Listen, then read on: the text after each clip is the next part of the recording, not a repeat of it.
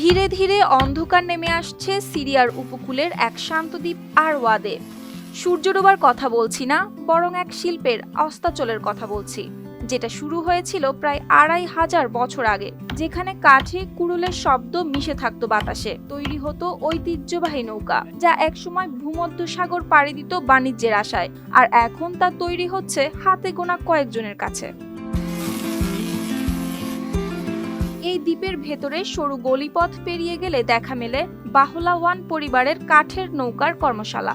ঘরের ভেতর পুরনো যন্ত্রপাতি আর কাঠের গন্ধে ভরপুর বাতাস। সেখানেই ঠকঠক শব্দে চলছিল নিখুঁত খোদাইয়ের কাজ। জানা গেল ফারুক বাহলাওয়ান আর তার আত্মীয়রা দীর্ঘদিন ধরে এই শিল্পের সঙ্গে জড়িত।